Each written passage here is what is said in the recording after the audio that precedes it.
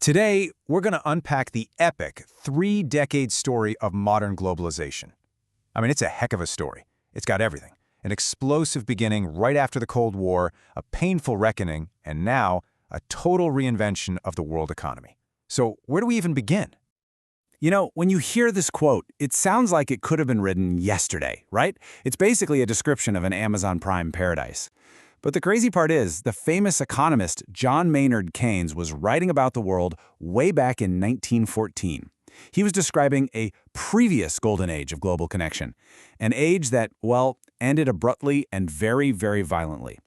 That's a powerful idea to keep in the back of your mind as we go through this.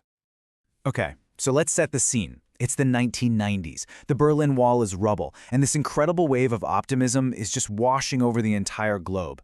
This was the birth of modern globalization, a time of just explosive growth and this powerful belief that the whole world was becoming one giant, integrated marketplace.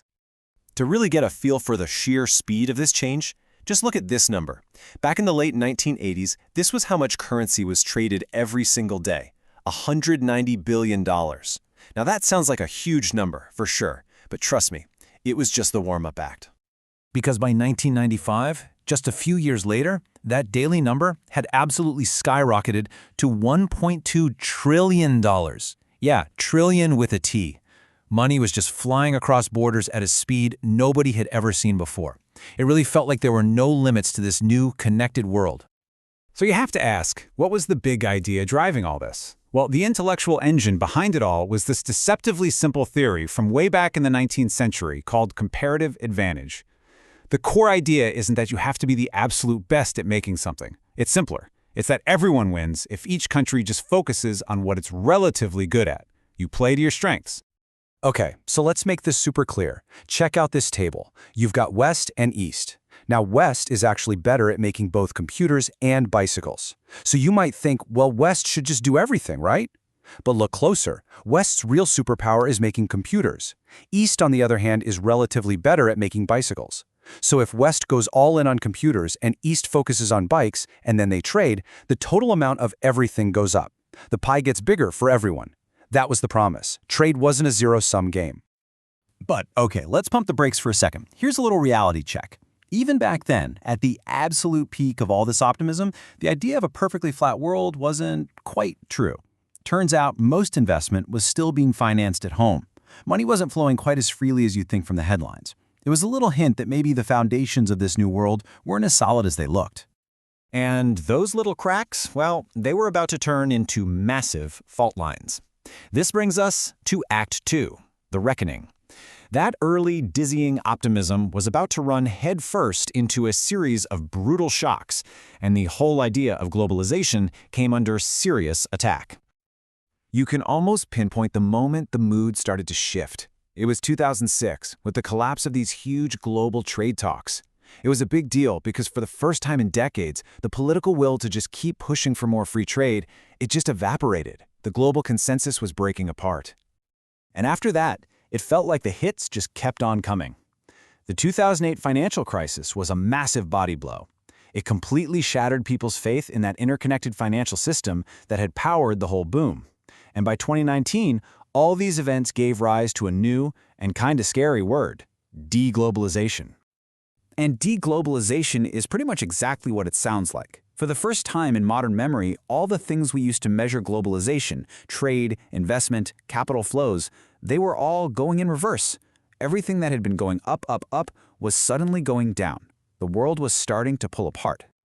And of course, these economic problems didn't just stay on spreadsheets. They fueled a powerful political backlash. People who felt totally left behind by all these rapid changes started to get very, very loud. And this wasn't just happening in one or two countries. This anger was global. And this is where that parallel from the very beginning becomes really chilling. Remember that vibrant, super-connected world from 1914 that Keynes was talking about? Well, all this talk of deglobalization brought that memory rushing right back. That world, It ended in war. The first great age of globalization didn't just fade away. It was destroyed. And all of a sudden, the idea that our own era of connection could go into a dangerous reverse, well, that started to seem terrifyingly real. And listen, this backlash wasn't just a Western story, not by a long shot. This quote from an unemployed worker in China just shows that the same fears were being felt all over the planet. This is a guy who helped power China's incredible rise, but then as jobs started moving on to even cheaper countries, he got left behind. That anxiety was a truly global thing. So where does all that leave us? Well, it brings us to Act 3, to the new reality that we are living in right now. See, globalization didn't die. It just transformed. It became something slower, more cautious, and way more complicated. Welcome to the age of slowbalisation. So what on earth is slowbalisation? Basically, it's the idea that the explosive growth period is over. Trade and investment, they aren't expanding faster than the global economy anymore. So the world's still connected, definitely, but the pace has slowed to a crawl. The high-speed train has become a local commuter. And this chart, this picture tells the whole story. Just look at the contrast. You've got that steep, rapid climb during the boom years, and then after the financial crisis, it just flatlines. The engine didn't shut off completely, but it was throttled way, way back. Now, it's really tempting to blame this all on politics and trade wars, and that's part of it, for sure. But there were deeper things going on. The easy wins, like making shipping cheaper, were mostly gone. And big companies started realizing, hey, maybe having our supply chain stretched all the way across the planet has some hidden risks. On top of that, China started making more of its own stuff instead of just assembling parts from other places. And if all that wasn't enough, another layer got added to this, and it's a really big one.